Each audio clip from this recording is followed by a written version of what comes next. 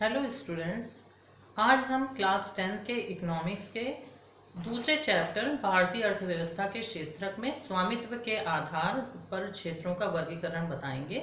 स्वामित्व के आधार का मतलब है उत्पादन के साधनों पर स्वामित्व किसका है। अगर सरकार का होता है तो वो सार्वजनिक क्षेत्रक होते हैं और सार्वजनिक क्षेत्रक में सारा निर्णय लेने का अधिकार भी सरकार का होता है, जबकि निजी क्षेत्रक में जो उत्पत्ति के साधन होते हैं उन पे अधिकार निजी व्यक्तियों का होता है या कंपनी का होता है और वहाँ पर निर्णय लेने का सारा अधिकार कंपनी के मालिक का होता है या उनका जो मैनेजमेंट है, बोर्ड है, उसका होता है। जो सरकार होती है अपना जो उत्पादन करती है उस वो लाभ के उद्देश्य से ना दे करके बल्कि लोगों की भलाई के लिए, लोगों की संतुष्टि के लिए काम करती है, लोगों के कल्याण के लिए काम करती है, जबकि निजी क्षेत्र में व्यक्ति अपने लाभ के लिए काम करता है।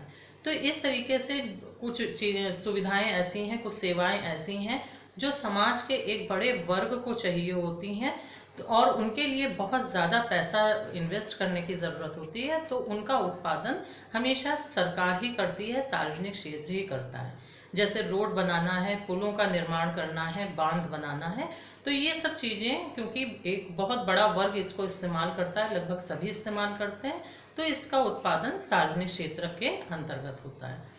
तो इस और जो कुछ जैसे आवश्यकताएं हैं, जैसे बिजली का उत्पादन है, उत्पादन लागत पे ही बिजली उपलब्ध कराना है, तो ये भी सरकार की ही तरफ से किया जाता है।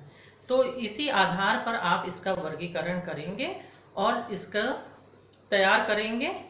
यहीं पे ये चर्चा समाप्त करते हैं। धन्यवाद।